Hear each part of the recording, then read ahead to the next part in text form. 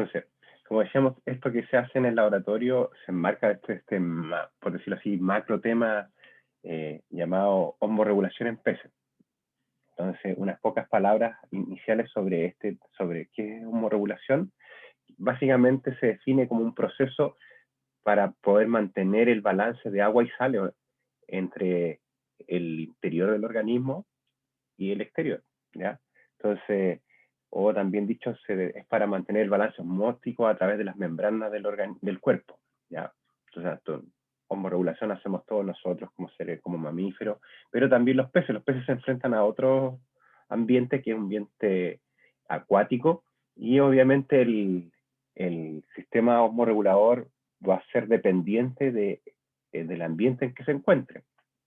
¿Por qué? Porque hay peces, bueno, todos nosotros tenemos la experiencia de que hay peces que viven en el río y peces que viven en el mar, y obviamente el agua de mar y el agua de río son, en cuanto a componentes de sales, totalmente distintas, por lo que un pez en agua dulce va a tener un cierto mecanismo de osmorregulación, ¿ya?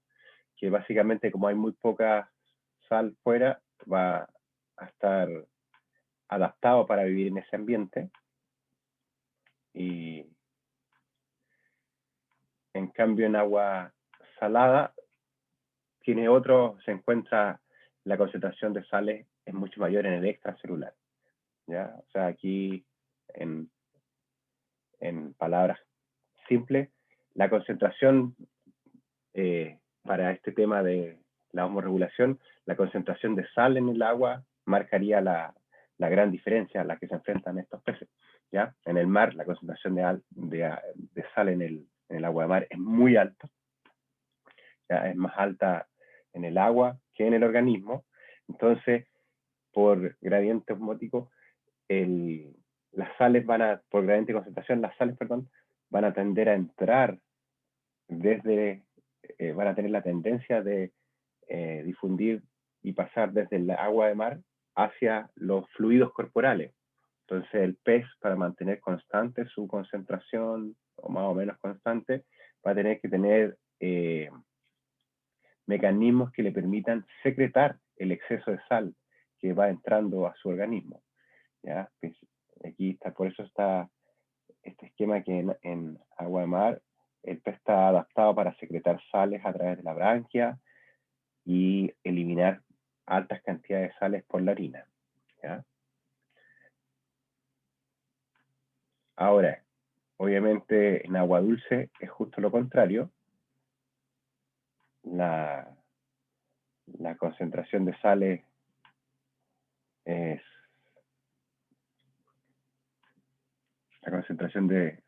baja,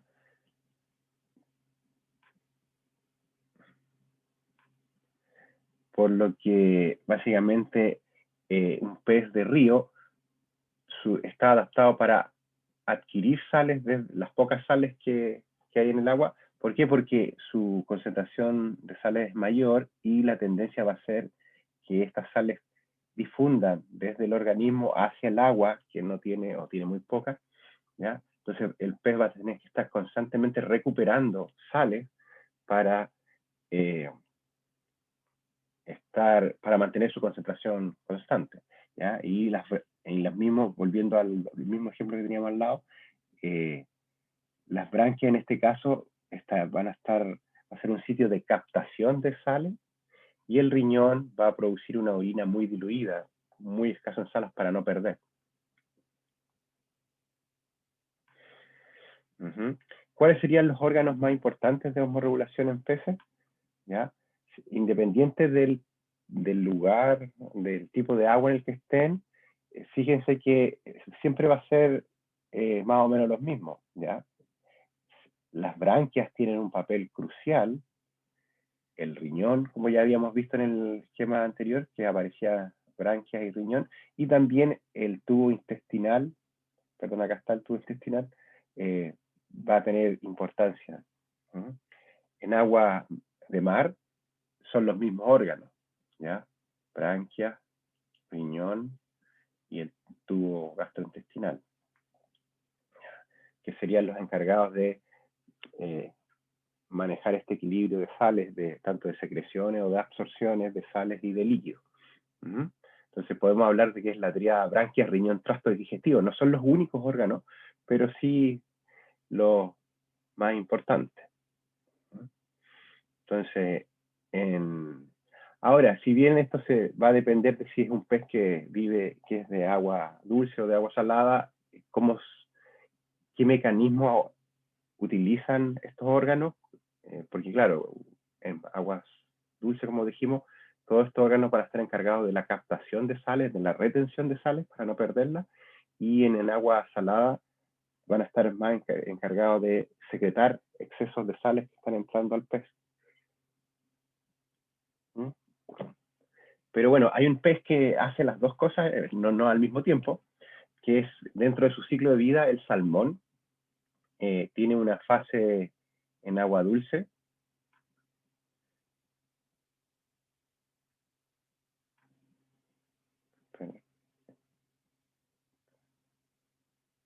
Voy a cambiar el puntero porque no me gustó. Ya. Entonces, el salmón dentro de su ciclo, que bueno, nace en agua dulce y alcanza la madurez en agua salada, es un pez que vive en los dos ambientes. Entonces, obviamente hay una etapa que en este esquema está marcado con este quiebre por el cambio de agua, este color medio verdoso indica agua dulce y el más celeste agua salada. En esta fase el pez debe transformarse de un pez que osmorregula para vivir en agua dulce a un pez capaz de osmorregular para vivir en agua salada, ¿ya? Y esa etapa es crítica. Entonces el salmón en distintas etapas de su vida va a tener los dos sistemas.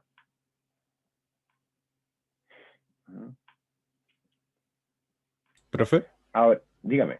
¿el salmón puede como adulto volver al agua dulce? ¿Vivir Sí. normalmente? No, dependiendo de la especie, hay salmones que retornan al agua dulce. Es que, bueno, perdón, todas las especies de salmón retornan al agua dulce para la reproducción, ¿sí? Ah, claro. ¿Ya? Ahora, lo que te iba a decir que dependiendo de la especie, hay algunos que como lo ven bueno, a veces en algunos documentales de canales ¿cómo se llama?, de naturaleza, se ve que el salmón vuelve y muere después de reproducirse, como que... Y otras especies no es la última subida, sino que pueden ir y volver al mar varias veces. Ah, vale. ¿Sí? Ahora, claro, esa es una de las cosas más fascinantes que tiene el salmón aquí entre nosotros, es ese poder que de recordar dónde nació, porque se supone que vuelve al lugar a la parte del río donde él nació, y lo otro, cómo remonta ríos, no importando si hay cataratas. Entonces, o sea, como biología lo encuentro sorprendente, ¿ya? Ahora, nosotros que estamos acá en Chile, tenemos un ejemplo entre tragicómico, no sé si, ¿de dónde eres tú? Disculpa, ¿de qué parte de Chile? Valdivia. Ah, ya. Bueno, de acá de la zona, acá cerca en los ríos que están cerca de Osorno, no sé si has ido a pescar ahí salmón, porque hay unos salmones que están ahí. Entonces eso fue un experimento fallido hace muchos años. Una empresa trajo reproductores, los cultivó y los tiró al río para que se fueran al mar, ¿ya? Y la idea de esa empresa era que vivieran sueltos los salmones en el mar, crecieran gigantes y después cuando volvieran a reproducirlos, los iban a ir cosechando, una cosa así. Y nunca volvieron y quebró la empresa, quebró. Pero, no sé, quebró hasta ciertos años y 5 o 10 años después los salmones empezaron a volver. Y bueno, ahora son una plaga y la gente los pesca y son... Entonces, claro, para que veas cuán grabado está en su mente ese que tienen que volver, que incluso esos salmones que fueron criados así medio artificialmente en una parte del río, hicieron el imprinting de su memoria y vuelve, a pesar que la empresa quebró, no calculó bien el tiempo que tenía que esperar que los salmones volvieran, pero vuelve, ¿ya? Entonces, y ahí está entonces tenemos un pez fantástico que es capaz de, en alguna etapa de su vida, osmorregular como un pez de agua dulce y en otra etapa como un pez de agua de mar, ¿ya? Entonces, y bueno, es lo que a nosotros, a mí en el laboratorio me interesa, dentro de la fisiología de peces, que es amplio y hay hartos temas choros, bueno, como cualquier tema de fisiología en cualquier animal, pero, y básicamente, dentro de los 3 órganos que habíamos dicho que eran centrales, nosotros en general, si bien los estudiamos los 3, porque es un todo la homorregulación, hablamos más de branquia, porque por una cuestión práctica, para la empresa salmonera, todo lo que sea biopsia branquial es como más simple que hacer necropsia de todo el pez. Entonces, como que si bien al final igual más o menos es un poco de menos de trabajo, pero no es una pérdida de pez, pero como al hablar de biopsia, como que, ya. Entonces, siempre está la posibilidad de, oye, si la biopsia, porque hay biopsias de branquias que tú puedes hacer y medir cosas, que el pez queda vivo, que sería igual bien choro lograrlo, o sea, sería técnicas no invasivas, que no mortales, ¿no? Entonces, siempre analizamos branquias como, como primer órgano, por decirlo así. No sea, entonces, y es este órgano que pone en contacto el agua con los capilares sanguíneos para el intercambio de sustancias de gases, ¿ya? Y también es el órgano donde hay células especializadas dentro de este epitelio que se encargan de la secreción o la absorción de sales según sea de qué pez estemos hablando, ¿ya? Entonces ya esto es como una inmunofluorescencia, quiso sé que marcaba estas células eh, que tienen obviamente proteínas específicas que las diferencias de las otras células del epitelio que intercambian gases.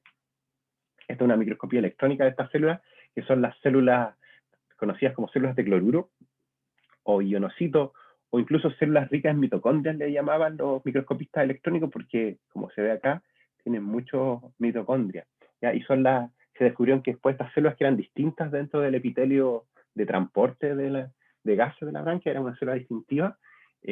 Justo esta célula era la encargada de transporte de sales, o célula de cloruro, porque es la encargada de, en el mar, secretar cloruro, ¿ya? Y lo vamos a ver.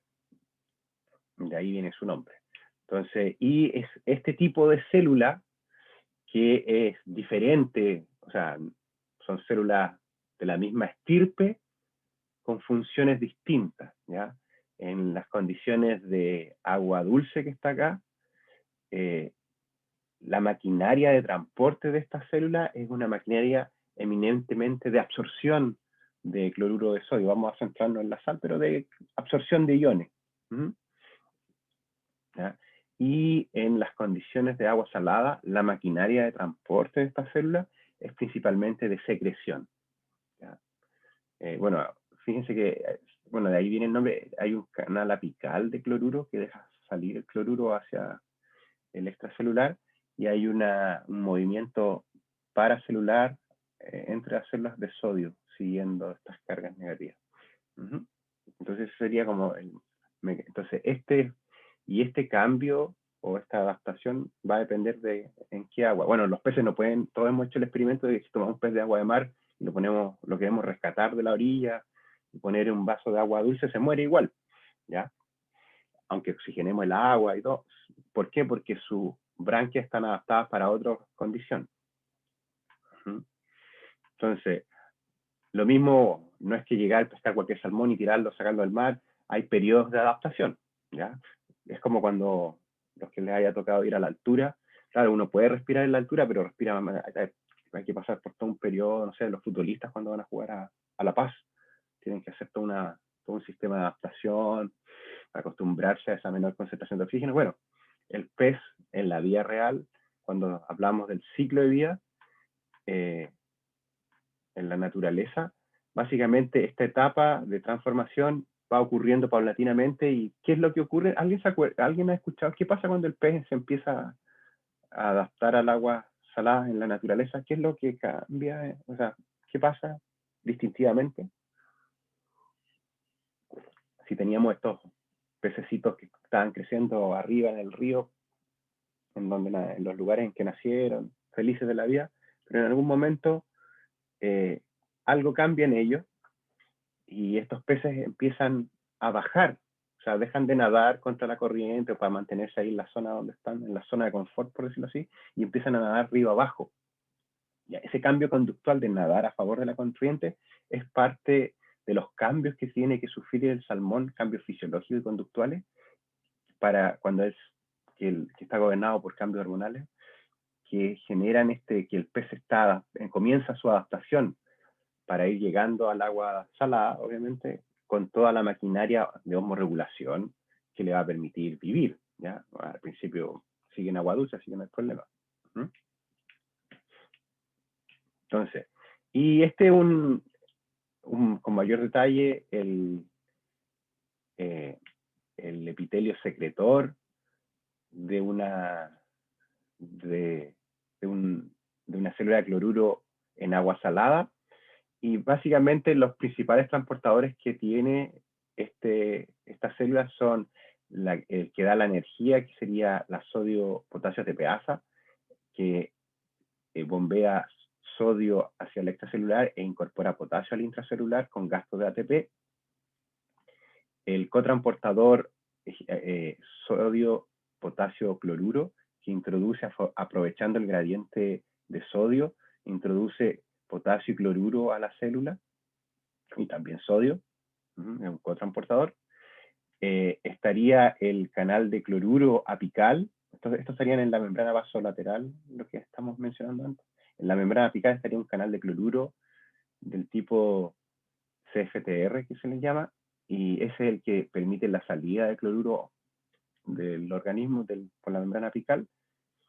Y el sodio que se acumuló, también le habíamos mencionado que sale de manera paracelular, a través de las células. ¿Ya? Ahora, para que este mecanismo funcione requiere ATP, para que la bomba de sodio-potasio funcione, pero tiene otro requerimiento termodinámico, que es que el potasio salga de la célula. ¿Por qué? Porque tanto la bomba de sodio-potasio introduce potasio, y el cotransportador de cloruro también introduce potasio. Entonces, si el proceso de transporte ocurre constantemente, hay una entrada de potasio constante que no va a salir de la célula. Si ustedes se fijan, ¿qué pasa con el cloruro que se acumula en la célula? Sale por la membrana apical y es secretado. ¿Qué pasa con el sodio? La bomba de sodio-potasio lo tira hacia afuera de la célula. ¿Y qué pasa con el potasio?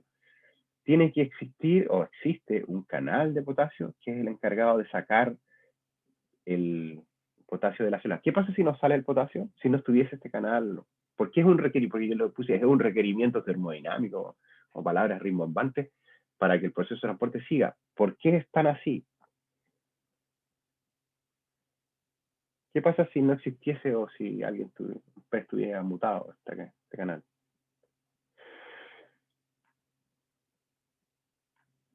Básicamente, al no poder salir el potasio, se iría acumulando, y en algún momento el gradiente de potasio sería tan alto que estos transportadores y la bomba no podrían vencerlo. Se haría tan alto que no se podrían vencer y se detendría el proceso de transporte.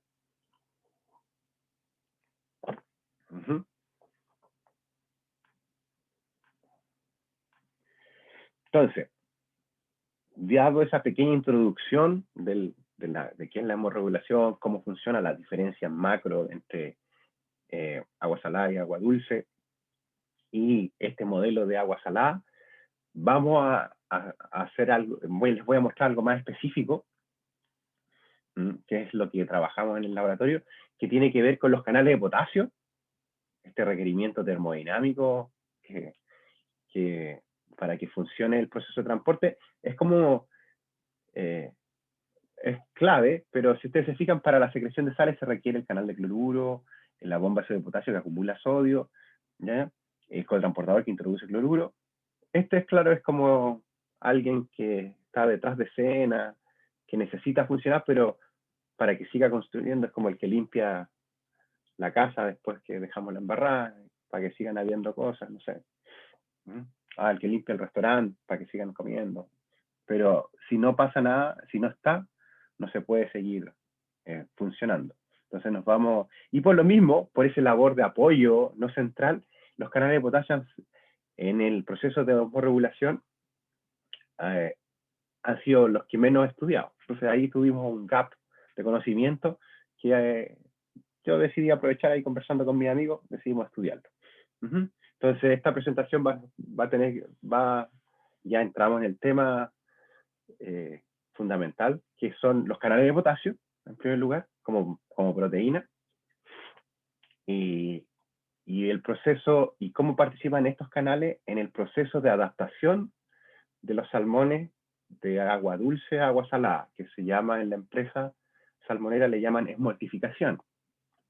Y los fisiólogos de peces, de salmones en específico, pero en peces en general, hablan de este proceso, le llaman la transformación par-small. ¿Por qué? Porque los peces par se transforman en small, o esmoltificación, y generar small, como lo llaman en la empresa.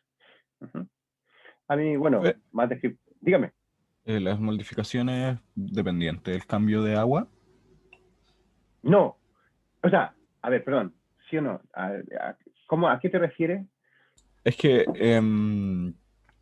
tengo un familiar que tiene una laguna como artificial donde tiene salmones, una laguna de agua dulce.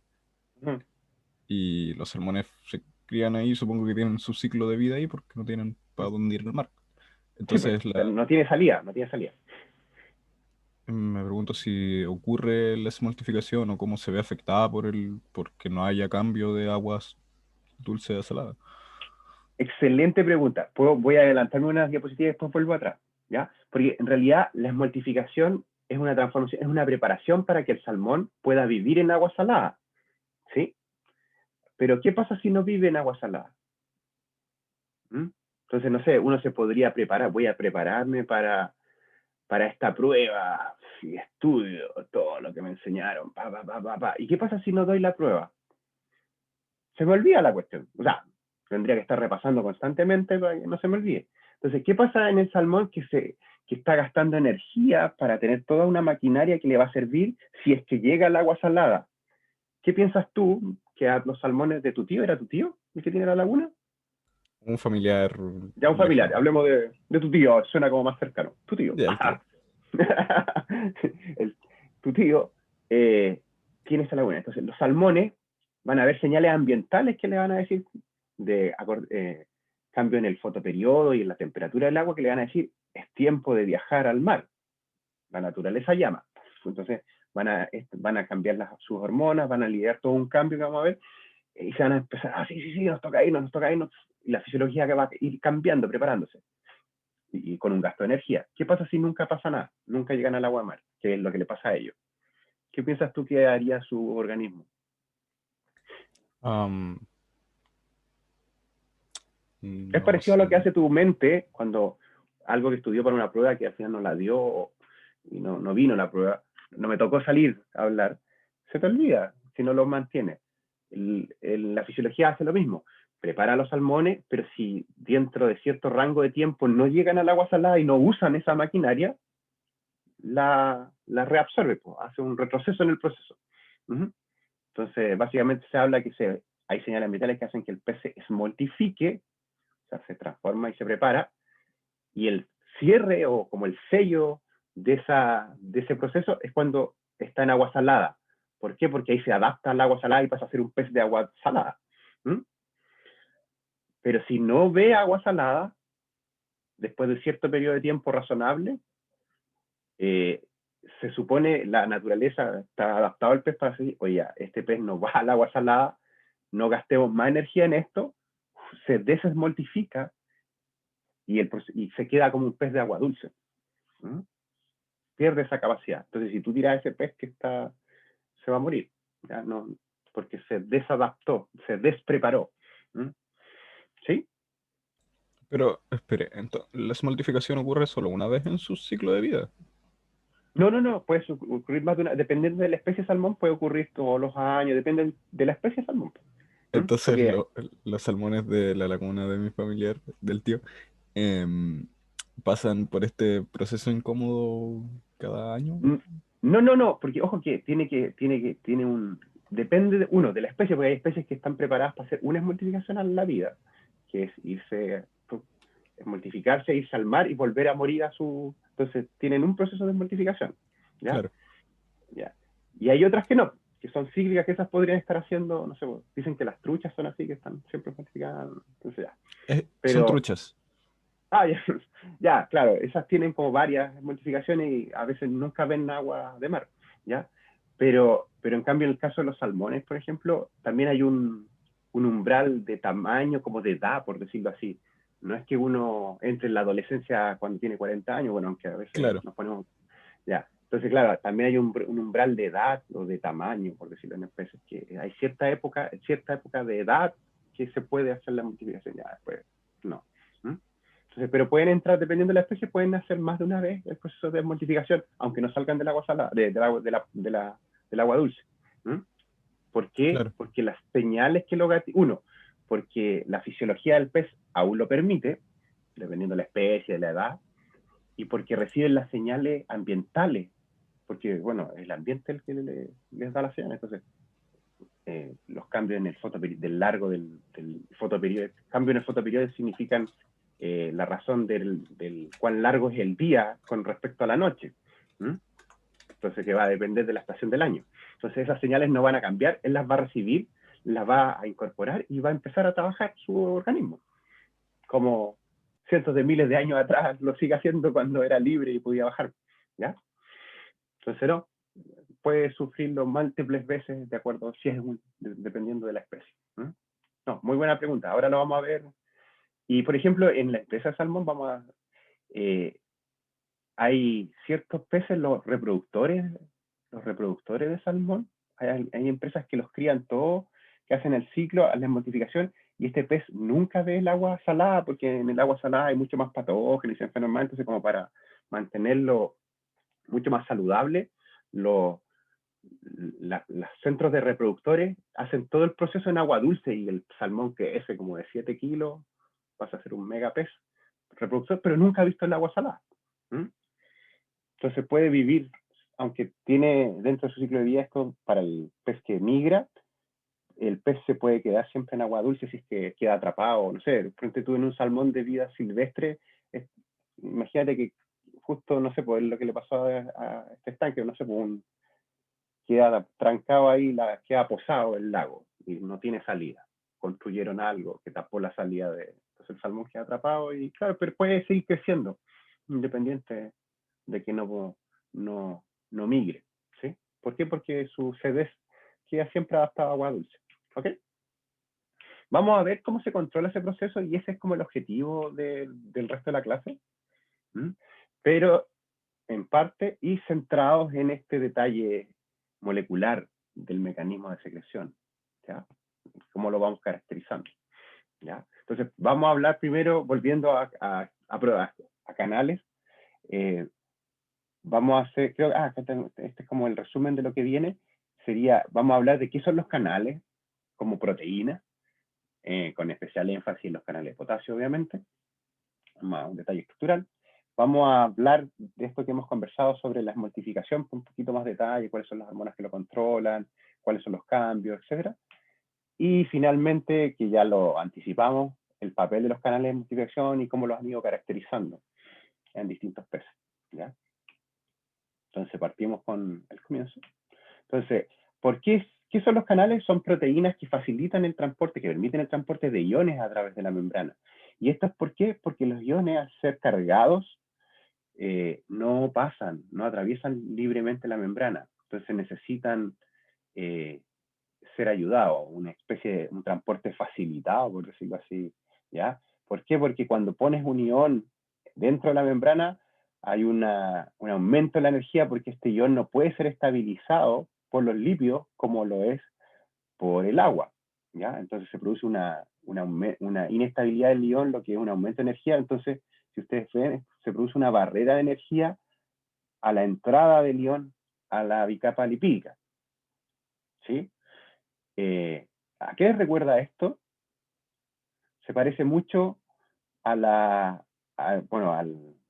si esto fuera la coordenada de reacción y esta energía, se parecería mucho a cómo se ocurre una reacción química. ¿Sí?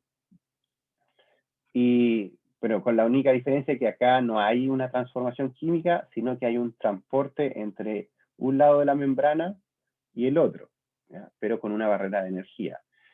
¿Qué hacen ¿Cómo se aceleran las reacciones químicas? O sea, habíamos dicho que esta barrera de energía es lo que establece la velocidad en que ocurre este proceso en las reacciones químicas.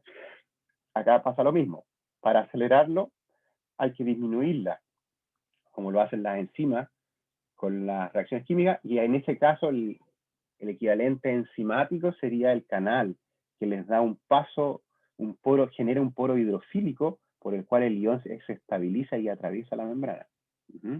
¿Qué tipo de transportadores hay? Hay múltiples, lo deben, o lo van a ver, o lo vieron en el colegio, los que son del plan biólogo, o o en sus ramos iniciales de biología, ¿ya? Entonces hay una serie de moléculas transportadoras que están insertas y que permiten el paso de solutos de un lado al otro de la membrana. Pueden ser carriers, o transportadores, o canales de iones, ¿ya? En general, esto no lo repitan porque me pueden... Eh,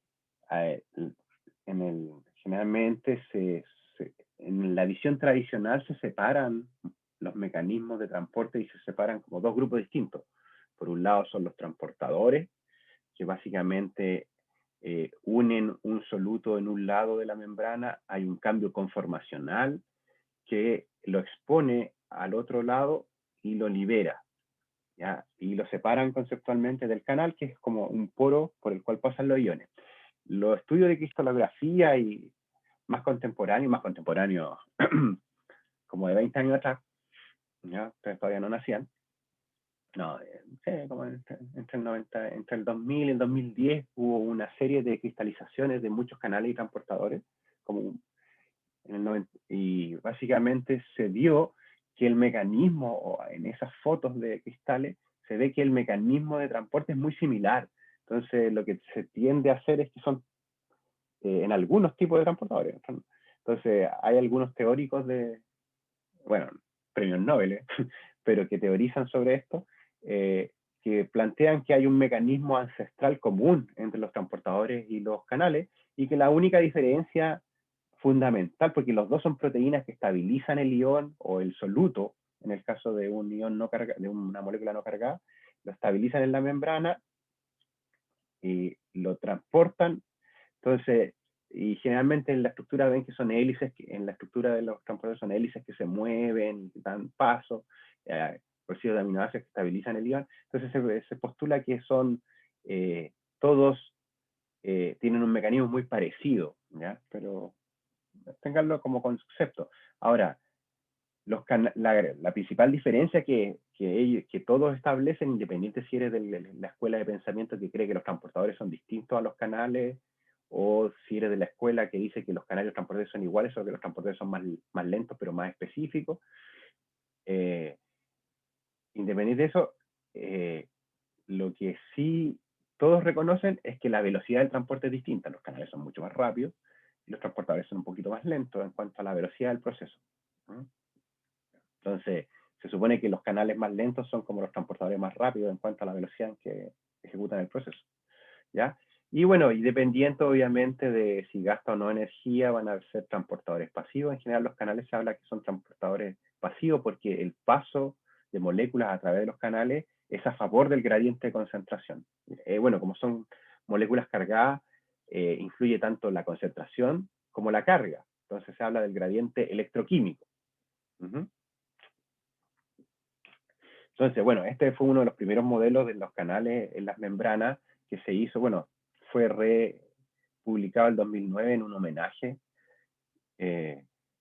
pero esto es del año 60. Entonces, claro, se imaginaban esta bicapa lipídica con la bomba de sodio y potasio, que es fundamental en el tánamo, hablando en el axón, y se había demostrado en los años 40, en los 50, perdón, que habían poros selectivos para sodio y para potasio. Y en los años 50 se postuló su existencia, pero se fue demostrando y en la actualidad se habla que los canales de iones, ¿ya? Independiente de tienen dos propiedades biofísicas fundamentales: la conducción selectiva, o sea, tienen poros que permiten el paso solo de ciertos iones y su propiedad de abrirse frente a estímulos apropiados. O sea, no todos se abren igual, no sé, los canales de los nervios se abren por cambios de voltaje, hay otros canales que se abren por unión de ligando, no sé, por los canales que son receptores en sinapsis. También hay canales que se abren por segundos mensajeros intracelulares, como los canales activados por calcio, etc. Cuando les llega el estímulo apropiado, ese estímulo gatilla la apertura del poro. Que justo está aquí, que básicamente sería este ejemplo. Entonces se habla que muchos de estos canales tienen como una especie de naturaleza modular. Bueno, para los que son de mi época, el concepto de modular es como muy importante.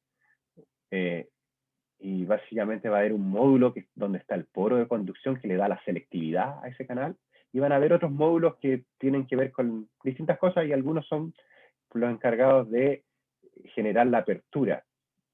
¿Ya? Entonces, en este caso, sería uno unido por ligando, supongamos que por un mensajero intracelular, que se abre tiene un sitio de unión y genera un cambio conformacional que produce la apertura del poro. ¿Ya? Y obviamente estos experimentos de cristalización de la década del 2000 consiguieron cristalizar este tipo de canales, ¿ya? La estructura que une, este es un canal activado por calcio, este esquema es de un canal activado por calcio. Entonces, encontraron este módulo intracelular que une el calcio intracelular, que está ahí pintado en amarillo, y que básicamente gatilla la apertura del poro, que sería la estructura que está a través de la membrana. Ahora, independiente, obviamente con este tipo de canal, haciendo experimentos con y sin calcio, los investigadores de la Universidad de Rockefeller, liderados por Roderick MacKinnon, que fue la persona que se ganó el premio Nobel, uno de los que se ganaron el premio Nobel por cristalizar los canales, lograron conseguir estructuras cristalinas del canal abierto cuando cristalizaban esos canales con altos calcios, y del canal cerrado. Entonces podían comparar, y bueno, ahí hicieron un juego de tratar de llenar lo que pasaba entre medio para imaginar el mecanismo. ¿Ya? Ahora, todos los canales de potasio, independiente de cómo se abran, tienen un filtro selectivo a potasio que está esquematizado acá en estas líneas amarillas, naranjas. ¿Ya? Y esas líneas naranjas son lo que se conoce como el filtro de selectividad de todos los canales de potasio, que básicamente es como el código de barras que lo reconoce, que es la secuencia, la más conservada es GYGD, que está acá. GYGD, le diría en mi Spanglish. Pero que básicamente son aminoácidos que están conservados en casi todos, y que son casi todos los canales de potasio, en todos los canales de potasio, y que determina que es un canal de potasio. Es el filtro se queda prácticamente conservado en todo, prácticamente. Y bueno, los datos estructurales también lo alargaron el filtro a estas dos, a T y D. ¿Ya? Ahora, ¿por qué se estudió tanto este filtro de selectividad? En parte porque siempre era sorprendido, porque siempre se imaginaron, como este monito que les mostré, que eran poros que se abrían en la membrana. Entonces siempre les intrigó a los investigadores, estamos hablando ya en los años 60, 70, ¿por qué un poro de potasio, si era un poro que se abría, por qué no entraba el sodio si el sodio era más chico? El radio iónico del sodio es más chico que el del potasio. Entonces, ¿por qué si es un poro que se abre, cuando está abierto debería pasar sodio igual? Pero no pasa. Un canal de potasio no pasa, o pasa muy poco sodio. Entonces la selectividad, y eso es el principio de la selectividad. Entonces siempre estuvieron, ay, pero ¿cómo se determina? ¿Por qué un ion más chico no pasa y uno más grande? ¿Ya? Entonces se estudió muchísimo, y con estos cristales se fue aclarando teorías que se venían con las mutaciones citodirigidas primero y después con los cristales. Ya se vio que en realidad lo que hace el filtro no es un agujero como tal, sino que es un canal pequeño en que básicamente el ion, que está acá como punto rojo, está estabilizado en solución por moléculas de agua. ¿Ya? Al entrar al canal va a haber una parte en que estas moléculas de agua van a ser reemplazadas. ¿Ya? ¿Por qué cosas van a ser reemplazadas? Por residuos de aminoácidos que van a reemplazar las aguas de solvatación y van a mantener igual de estable el ion dentro del canal. ¿Ya?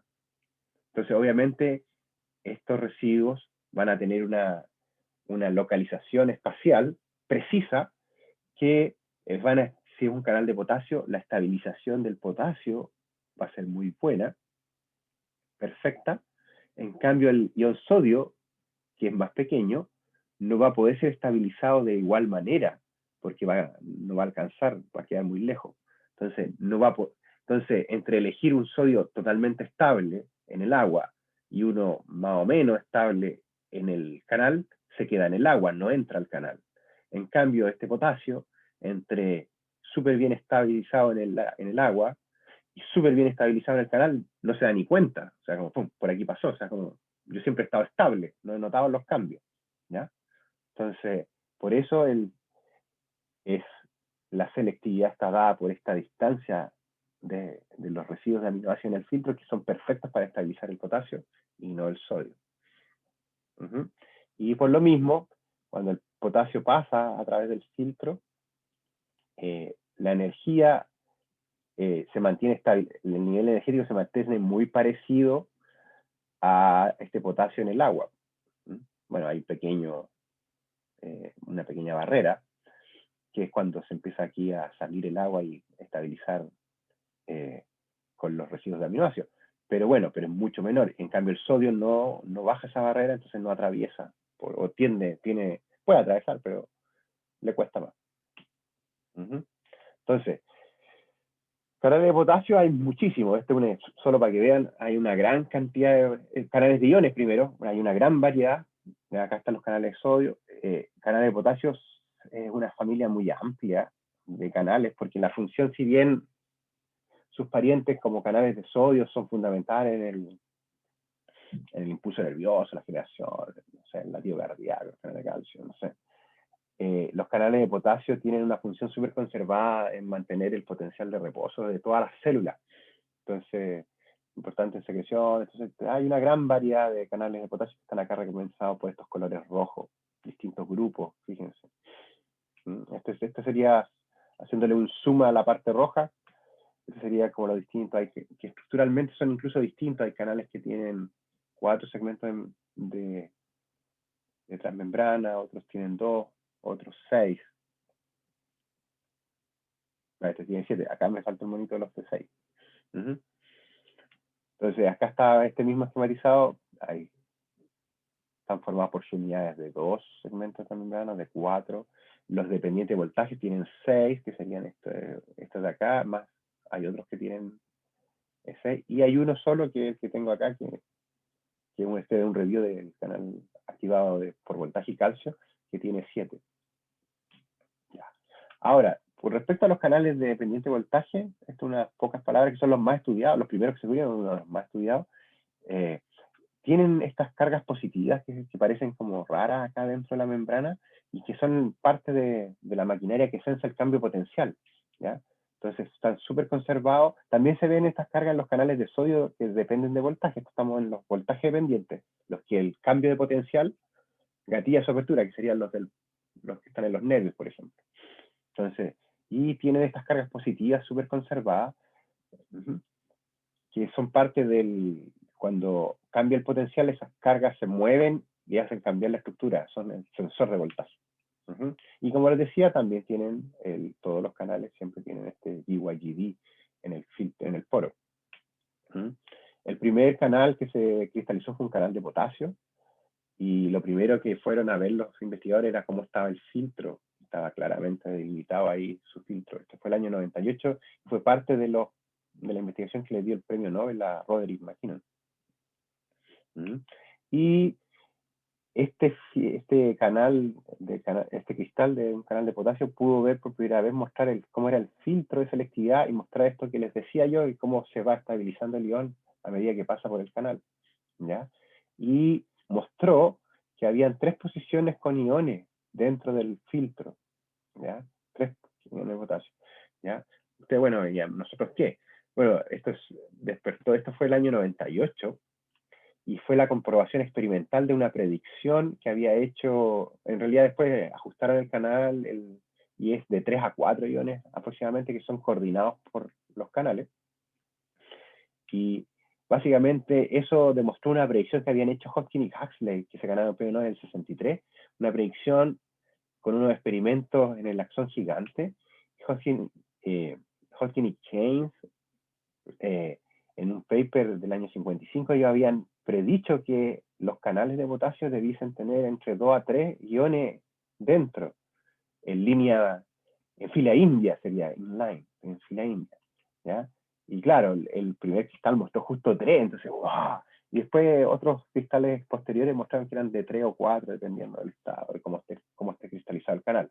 Pero igual, independiente, es sorprendente que en el año 55 se haya hecho una predicción que, bueno, las predicciones pueden ser verdad o no, pero cuando son verdad es impresionante, no tanto porque le achuntaron, sino porque cómo llegaron a esa predicción. Y Hodgkin y Huxley hicieron unos experimentos con poros puestos entre 2 cajas de cartón y pelotitas, y simulaban el movimiento browniano haciendo shaking, moviendo las cajas y viendo cómo pasaban las pelotitas de un color o de otro, de un lado al otro, y calculando los flujos que ellos veían después con potasio radioactivo en el nervio. Entonces, bueno, y jugaban alargando el tubito que conectaba las 2 cajitas, o sea, impresionante. Aquí está. Entonces, ponían pelotitas de un color a un lado y al otro, como un gradiente de concentración, y jugaban con el largo, apostaron a que pasaban en fila india, entonces solo cabía una pelotita, y lo único que hicieron variar era el largo del tubito de conexión. Entonces, sus resultados experimentales en los nervios de Hibia con potasio radioactivo, esos resultados de flujo eran muy parecidos a los que obtenían cuando tenían un tubito que conectaba las cajas, en que habían 2 a 3 iones, eran como los resultados más parecidos. Entonces es lo que predijeron, que fue lo que encontraron en el cristal. Ya, eso fue un dato cultural, ¿no? ¿Ya? Ahora, ¿qué importancia tienen los canales? ¿Por qué estudiarlos?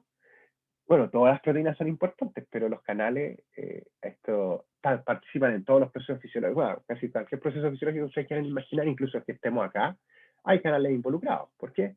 Porque cada pensamiento, cada percepción, cada movimiento, cada latido cardíaco se produce por muchas cosas, pero un componente que no puede faltar son canales de iones, ¿ya?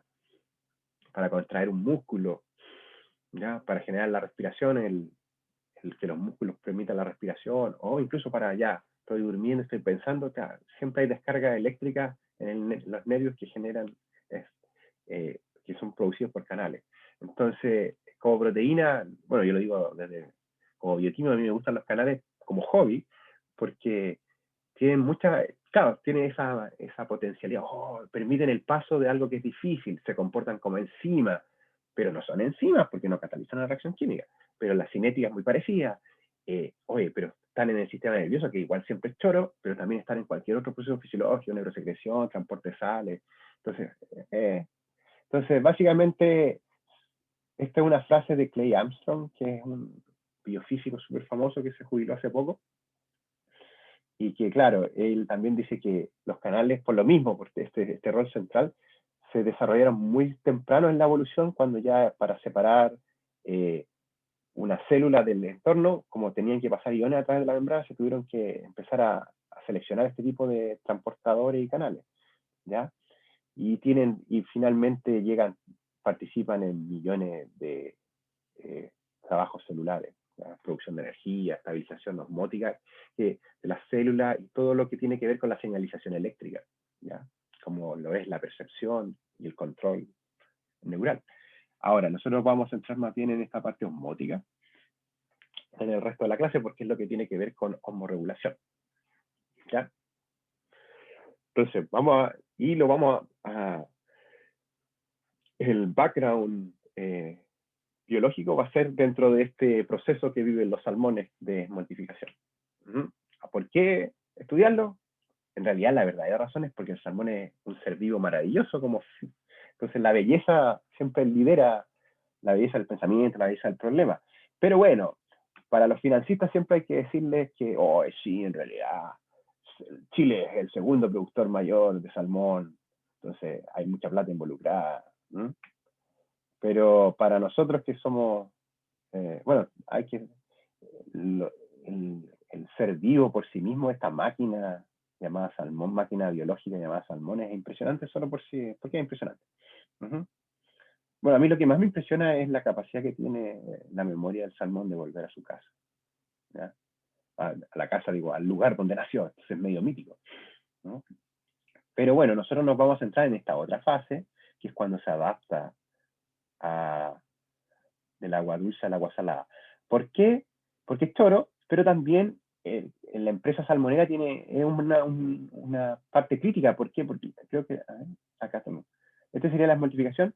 Y la empresa salmonera adaptó este ciclo de vida exitosamente, porque básicamente respeta el ciclo de vida de los salmones y los adapta en su mecanismo de producción. Y entonces tiene todo lo que es una fase de agua dulce que se llama, uh-huh, y una fase de agua salada. ¿Ya? En la fase de agua dulce nacen toda la parte de reproducción, crecimiento inicial, tiene la esmoltificación como parte B, sería que generan esta transformación par-small de las que les hablé al principio, y después los transfieren a agua salada en esas jaulas balsas en el mar, donde el pez crece y engorda hasta que alcanza el peso de cosecha. ¿Mm? Entonces, pero la empresa, es parte de, bueno, hay muchos lugares donde hay pérdidas, pero cuando tú llevas un salmón que no está bien adaptado al agua salada, ¿qué va a pasar? No va a crecer bien, se va a enfermar más, va a ser más propenso, o se va a morir, simplemente. ¿Ya? Entonces, hace 10 años, dejando fuera las enfermedades infecciosas, ¿ya? Eh, los peces que no estaban bien adaptados cuando se llevaban al agua salada era el 20% de las pérdidas, ¿ya? Era la segunda mayor causa de mortalidad. ¿Ya? 10 años después esto ha mejorado porque se han cambiado, no se están llevando tan rápido los peces, ¿ya? Entonces se están esperando peces mayores, entonces ya la proporción de peces que está bien preparado es mayor, ¿ya? Pero sigue teniendo un problema entre el 5 al 10%. Eso en términos de experimento, cuando uno hace un experimento, 5% es súper, ya, sí, es significativo. Ahora, en términos de dinero, ¿qué es lo que, porque nosotros hablamos de, diferencia, sí, en términos de dinero es mucha plata, y eso, un 1% hace diferencia en cuanto a plata. ¿Por qué? Por el tamaño de la empresa que es, ¿ya? La cantidad. Entonces, nosotros nos vamos a centrar en esto, en este proceso de la multiplicación, que hay señales ambientales que la empresa altera con luz artificial, obviamente, entonces acorta los días con ciclos, tapando los pescados, poniéndolos a oscuras, sería la noche, dándole luz, entonces hay días largos, el verano sería luz continua. ¿Y por qué? Porque sale más barato que la temperatura. ¿Ya? En la naturaleza, eh, luz, los cambios en la estación del año, el alargamiento de los días, también influyen en la temperatura del agua, y esos serían como los dos gatillantes de este proceso. ¿Ya? Ahora, como estos están acá en tanques con luz artificial, bueno, no saben cuándo llevárselo solo, y ese es el problema, o sea, sí saben, hay marcas, pero la precisión con la que lo hacen hace que hayan este 10% de pérdida actualmente todavía. ¿Por qué saben? Porque, claro, hay diferencias morfológicas entre el par, que sería este con estas manchitas, no solo de tamaño, estas manchitas, y el small, que se pone plateado, con estos bordes negros, las aletas se oscurecen, ¿ya? O sea, dice que es más hidrodinámico, pero porque la razón largo, ancho cambió, pero porque este tiene que cruzar el mar. Entonces, pero esos cambios morfológicos no siempre van a la misma velocidad que los cambios osmorregulatorios que están ocurriendo en el interior del pez, en la branquia, en los otros tejidos osmorregulatorios. Entonces, este pez puede ser externamente un pez perfecto, este es un small, lo tiras al agua salada y se muere, porque su maquinaria interna no estaba lista. O sea, porque todos los cambios son en paralelo, no son sincronizados, son paralelos, pero no siempre van sincronizados. Entonces, ¿qué es lo que se usa para determinar si este pez está bien? Se determina la función de la branquia para expulsar el agua salada, o sea, las sales. Y hay un marcador molecular que es la actividad de la sodio-potasio ATPasa que habíamos visto que está en el mecanismo de transporte, y en el proceso de desmortificación a medida que avanza el año, va aumentando la actividad de la sodio-potasio en branquia, y eso es un indicador de que el pez está preparándose para irse al mar. Entonces, y obviamente, si no alcanza el mar, ¿qué es lo que le pasa a las truchas? ¿Cuál era tu nombre, disculpa, el que tenía el tío con las truchas? Bruno. Y no era un Bruno. tío, pero bueno. Bueno, no, el tío, entre comillas, ya, el conocido, el conocido sin nombre. El conocido de Bruno, que en sus truchas, eh, fíjate que lo que viven tus truchas es esto, o las truchas de tu conocido, perdón. Se están preparando, no ven agua salada y se desesmoltifican. Es como que retroceden. ¿Sí? Sus branquias se desadaptan. ¿Para qué voy a estar adaptado a algo que no voy a ver? ¿Sí? Y vuelven y siguen su ciclo en agua dulce, sin problema. ¿Okay? Claro. Pero a la empresa le es súper importante llevarse a los peces antes de que pase eso. En esta zona de acá, en el punto CD, por aquí. Porque este pez tocando agua dulce, salada, perdón, se transforma en un pez de agua salada. ¿Ok? Ahora, no es el único marcador. La ATPasa es el que más se usa porque es fácil sacarla en branquia, es fácil medirla. No es tan fácil el transporte porque tiene que estar en nitrógeno desde perdido, donde está el centro de... Pero bueno, los centros de agua dulce que hacen desmoltificación están acá en la 9ª región, 9ª, 10ª, 14ª. Entonces, claro, por lo menos están más, no están perdidos en una isla, como en el Aysén profundo, ¿ya? Entonces, bueno, pero tiene ciertos problemas logísticos en el transporte de la branquia en nitrógeno líquido, pero de la muestra, pero son relativamente fáciles de hacer. Obviamente hay muchos otros marcadores porque no solo la TPasa va a cambiar, el cambio, decíamos que el cambio en la maquinaria de transporte obedece a cambios en las hormonas, ¿ya? La hormona de crecimiento acá genera, perdón, y cortisol sube, prolactina es una hormona que baja, entonces se habla que la prolactina sería como la hormona del agua dulce, que tiene que bajar para que la hormona de crecimiento genere los cambios, ¿ya? En la,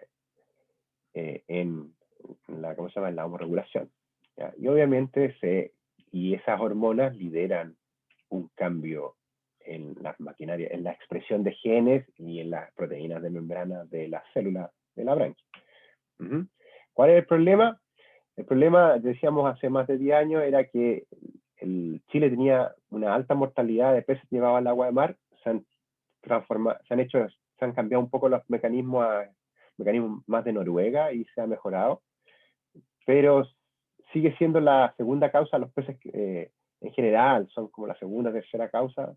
En la actualidad, año 2020, 2019, después de la enfermedad infecciosa, siguen siendo la segunda causa, sí, en años en que no hay otros problemas como el bloom de alga o un outbreak, ¿ya?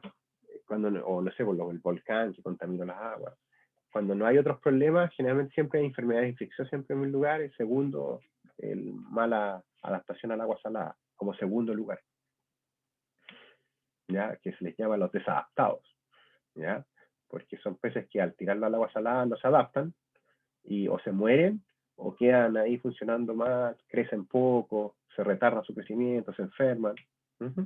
Entonces, esta es una definición antigua, pero en ese tiempo, ese año fue 20%.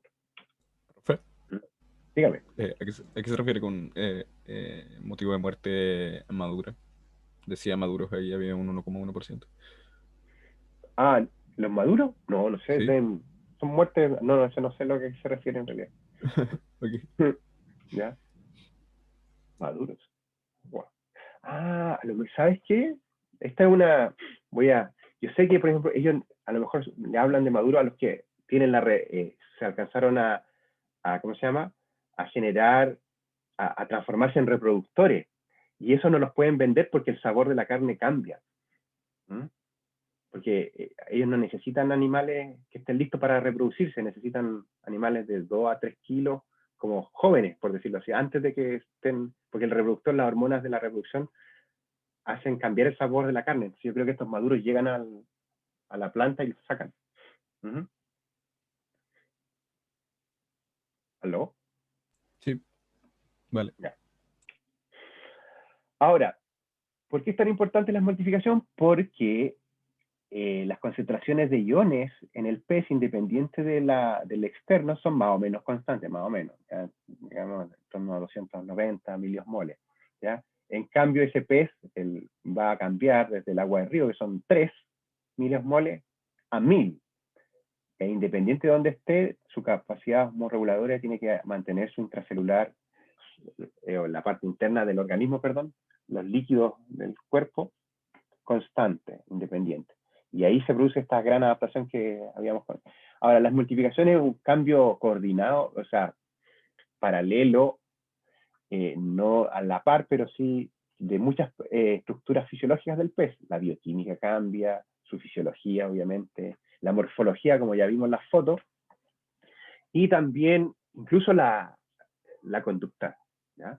Porque el pez está acostumbrado a quedarse, cuando es chico y es par, él no quiere salir de donde está, entonces obviamente nada, si la corriente se lo lleva, nada contra la corriente, ¿ya? En cambio, cuando es small, perdón, empieza a bajar del río, entonces nada a favor de la corriente, hay cambios conductuales, ¿ya? Y los componentes más importantes de la multiplicación que nos vamos a mencionar nomás acá son 3 cosas. Uno, que lo hemos mencionado en parte, pero es para que les quede claro. Uno, son las pistas o gatillantes ambientales, que habíamos dicho que era el fotoperiodo como primario y la temperatura como secundario, ¿ya?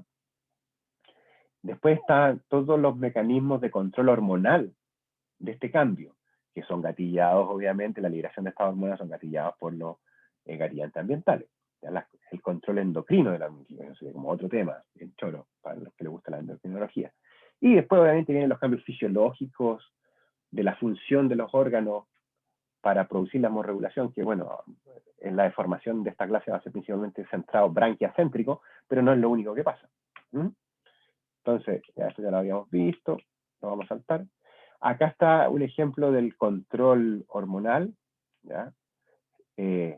Habíamos dicho que la hormona del crecimiento era muy importante y el esquema dice que influye en la capacidad de secretar iones de la tríada osmorregulatoria, branquia, intestino, tracto intestinal, riñón, y obviamente los hace capaces de secretar iones, cambiando la expresión de proteínas de transporte y distintas proteínas que participan en estos procesos, ¿ya? Y la prolactina, que yo había súper simplificado a que era la hormona del agua dulce, obviamente esa descripción simplista tiene que ver porque la prolactina gatilla la transformación de los epitelios branquiales en un epitelio de absorción de iones. ¿Okay? Y todo, obviamente, ¿qué gatilla la liberación de este eje hormonal? Los cambios ambientales. Acá faltó ese monito, pero... No, perdón. Y bueno, para nosotros, yo que soy de una generación anterior a la de ustedes están más familiarizados con las técnicas de omics y de la célula y el organismo como todo. Yo crecí en un ambiente reduccionista que tiende a romper las cosas y ver las partes. Entonces, claro, a mí me interesan las moléculas que forman esta maquinaria de transporte en una célula, ojalá, ¿ya? Porque 2 células es muy complicado para mí. Ustedes pueden ver organismos completos, modelar en computadores, todos los omics de 100.000 millones de genes al mismo tiempo. Yo no puedo. Entonces, básicamente nosotros estudiamos la maquinaria de transporte, cómo se controla la expresión. Ahora no estamos estudiando la función propiamente tal, solo la expresión por las técnicas que tenemos en el laboratorio. Y como decíamos, a medida que el pez se va adaptando, la capacidad de secreción de sales hace que su osmolaridad plasmática baje a medida, porque la maquinaria empieza a funcionar, y la actividad de la TPasa va aumentando, como habíamos dicho. Estos son de un paper que hace salmones en la vida salvaje, cuando estos están migrando, ya los van sacando en distintos puntos del río. ¿Ya? Y la célula central, ya la habíamos visto, es la célula de cloruro, y los componentes son los que ya mencionamos, el cotransportador sodio, potasio cloruro, la sodio potasio TPasa, que es la que se mide, y el canal de cloruro. Acá nos sale, y actualmente nos sale el canal de potasio, que es lo que estudiamos nosotros. ¿Ya? Ahora, cómo estudiarlo, que es parte del curso introductorio que ustedes tienen, no vamos a entrar mucho en los detalles, sino cómo estudiarlo. De todas las técnicas que la bioquímica y la biología celular ha inventado, se han usado.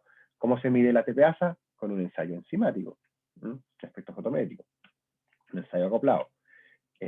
Acá los cambios de expresión se estudiaron primero a nivel de mediciones del mRNA, con transcripción reversa y PCR, y estas fotos se usaron inmunohistoquímicas con anticuerpos específicos para cada una de las dos unidades, porque la sodio-potasio TPasa tiene múltiples subunidades, y hay subunidades que se expresan predominantemente en agua dulce, y hay otras que se expresan cuando el pez se está adaptando al agua salada.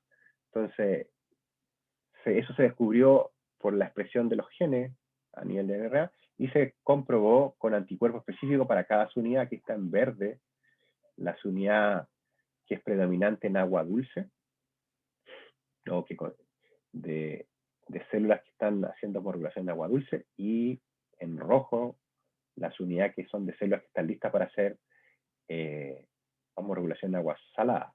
Y así ustedes se fijan, cuando un pez es par, al comienzo de este ciclo acá, sus branquias principalmente tienen células que están haciendo homorregulación en agua dulce, que serían las verdes. A medida que ocurre el proceso,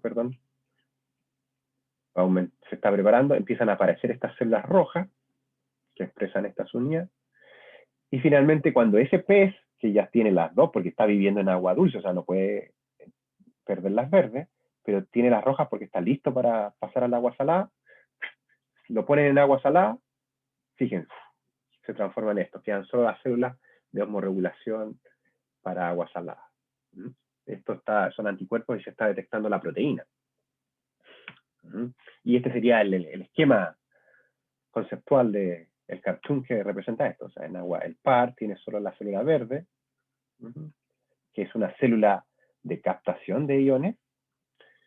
El small, perdón, me fui para otro lado, el small, que está acá, vive en agua dulce, pero está listo para vivir en agua salada. Está listo para dejar el nido, por decirlo así. Entonces tiene funcionando la célula de captación de sales, la verde, porque está en agua dulce, pero tiene gran cantidad de células que podrían secretar sales si estuviera en agua salada. Entonces, cuando lo ponen ese mismo pez, lo ponen en agua salada, desaparece esta célula de secreción porque ya no es necesaria, y funciona la célula secretora. Y claro, obviamente uno podría, yo sueño con una cosa así, pero obviamente la localización se ha logrado con microscopía confocal, con un anticuerpo. Por ejemplo, en este caso, la marca apical del canal de cloruro, CFTR que se llama, está claramente ahí muestra en esta microscopía electrónica. Microscopía confocal. Sorry, se me acabó la benzina del café. Ahora, ¿cuál es el papel de los canales de potasio? Yo a esta altura de la clase ya está clara que es un papel termodinámico de excreción del potasio para mantener la secreción de sales funcionando, que es lo que está acá. Ahí se los dejo. Entonces, para sacar los iones potasio que la bomba sodio-potasio introduce y el cotransportador sodio-cloruro potasio introduce, se necesitan estos canales, ¿ya? Para eliminar y hacer que el mecanismo de transporte, que tiene que estar funcionando constantemente, continúe. Ahora, los primeros que hicieron esto, no lo inventé yo, yo lo apliqué, es como, se me ocurrió, pero ya estaba hecho en otra especie. Esto es, creo que en Eevee. Los primeros que lo hicieron fueron unos japoneses. Lo hicieron en el 99. Yo estaba recién saliendo de bioquímica y ni siquiera pensaba trabajar con pescado. Y estudiando Eevee, eso es anguila, buscaron los canales la anguila también tiene un proceso de adaptación al agua dulce, en ese caso, pero tiene transición entre agua salada y agua dulce. Entonces, buscaron en los canales de potasio y encontraron un canal que se llama un KIR, y ellos tenían anticuerpos contra ese canal y vieron que en SW, que sería seawater, agua salada, o agua de mar en realidad, y freshwater, agua dulce, se expresaba, aumentaba la expresión. Y obviamente probaron, este sería de las branquias de la anguila, se produce, y este es la célula que cuando sobreexpresaron este gen ahí, y este sería la célula sin transfectar, no hay marca. Estaban probando el anticuerpo. Y obviamente después hicieron en distintos tejidos, tanto en agua dulce como salada, y veían que este es el canal que, pues, centrémonos en branquia, aumenta su expresión al adaptarse en el agua salada. Entonces, también el intestino posterior, riñón, bueno, la triada que les decía.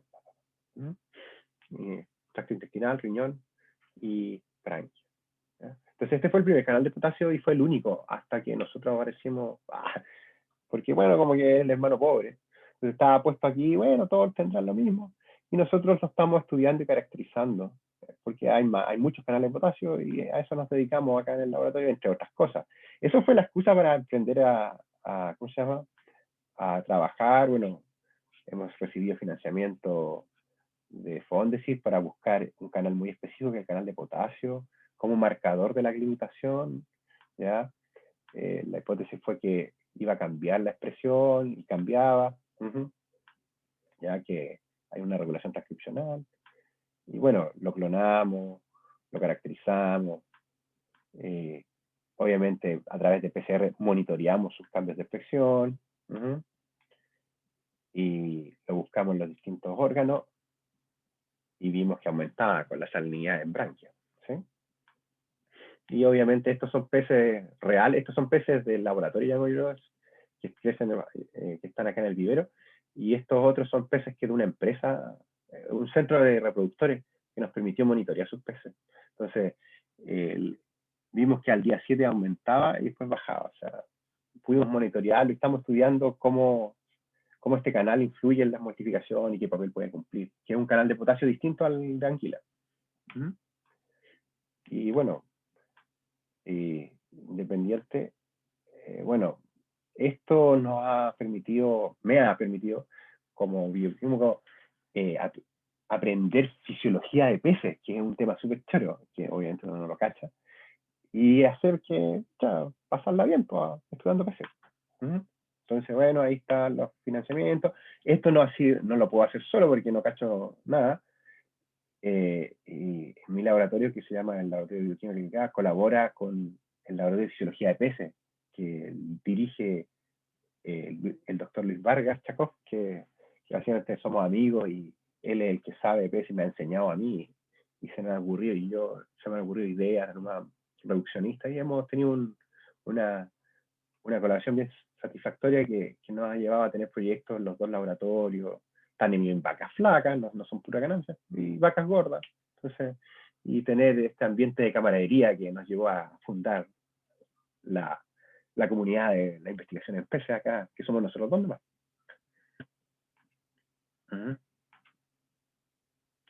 Jóvenes, espera, voy a cerrar esta cuestión.